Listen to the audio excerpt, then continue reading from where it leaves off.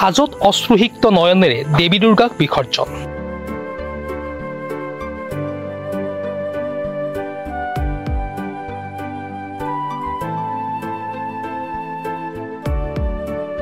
বৰণ্য সংগীত শিল্পী জুবিনবিহীন পূজাস্থলীত ভক্তসকলৰ উপস্থিতি হেৰেঙা আছিল।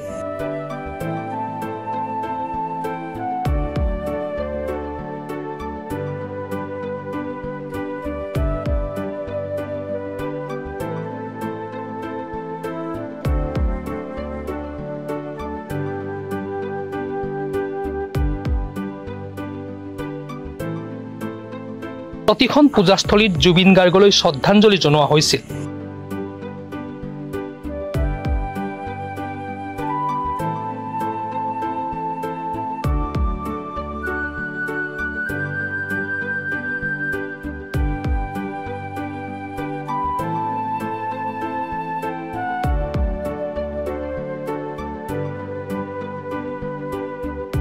জুবিন গাৰ্গৰ মায়াবিনী ৰাতিৰ বুকুত মই নথকাৰ অনুভৱ যেতিয়া তোমাৰ হ'ব, যদিহে জীৱনৰ ৰংবোৰে লুকা ভাকু খেলে আদি কালজয়ী গীতেৰে পূজাস্থলী মুখৰিত হৈ পৰিছিল।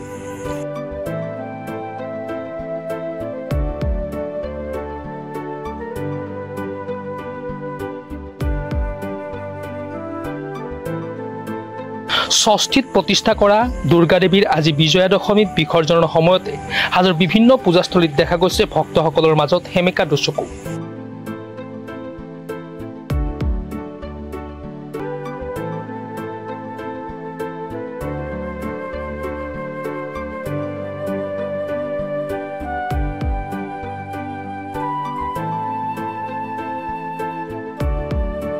আজি পুৱাৰে পৰা পূজা উদযাপন থলীত এক নিমাওমা পৰিৱেশ বিৰাজমান হোৱা পৰিলক্ষিত হৈছে।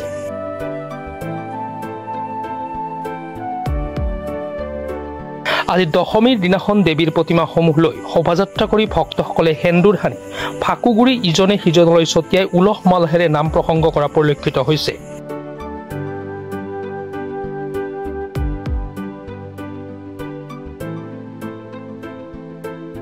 বিয়লি স্থানীয় নৈৰ বুকুত ধৰ্মীয় ৰীতি নীতিৰে প্ৰতিমাসমূহ বিসৰ্জন দিয়ে।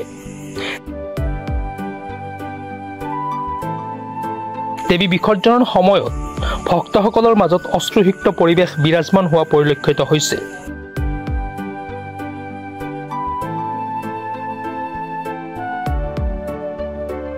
হাজোৰ পৰা কমলাকান্ত দাসৰ ৰিপৰ্ট, প্ৰাতঃ টাইম ডিজিটেল। অসমৰ নপুৰণি কবি সাহিত্যিকৰ বাবে সুখবৰ। প্ৰভাতী অসম সংবাদ গোষ্ঠীৰ দ্বাৰা পৰিচালিত সাপ্তাহিক কবচে আয়োজন কৰিছে এখন কাব্যগ্ৰন্থৰ প্ৰতিযোগিতা। সগৌৰৱেৰে ৩০টা বৰ্ষত খোজ থোৱা অসমীয়া সাপ্তাহিক কবচ কাকতখনৰ উদ্যোগত কাব্যগ্ৰন্থ প্ৰতিযোগিতাৰ আয়োজন কৰা হৈছে। ২০২২ চনৰ পৰা বৰ্তমানলৈ প্ৰকাশিত অসমীয়া কাব্যগ্ৰন্থ দুকপিৰ লগতে লেখকৰ সম্পূৰ্ণ নাম ঠিকনা সখীয়াকৈ লিখি অহা ৩০টা মেম্বৰৰ ভিতৰত তলত দিয়া ঠিকনাত ডাকযোগে পঠাব পাৰিব। আমাৰ ঠিকনা সাপ্তাহিক কবচ, প্ৰভাতী অসম সংবাদ গোষ্ঠী, বিজয়নগৰ ডাকঘৰৰ সমীপত, কলিতা মাৰ্কেট, ৩য় মহলা, জিলা কামৰূপ অসম ৭৮১১২২। মোবাইল নম্বৰ হৈছে ৯৪৩৫১১৪৬৬৬ অথবা ৬০০৩৯৭1898 অথবা ৯৮৬৪০৮৪৬০০ অথবা কাৰ্যালয়ত হাতে হাতে জমা দিব পাৰিব। এই প্ৰতিযোগিতাত বয়সৰ কোনো সীমা নাই। অহা জানুৱাৰী মাহত ফলাফল ঘোষণা কৰাৰ লগতে বঁটাসমূহ বিতৰণ কৰা হ'ব। সকলো প্ৰতিযোগীকে মানপত্ৰ প্ৰদান কৰা হ'ব।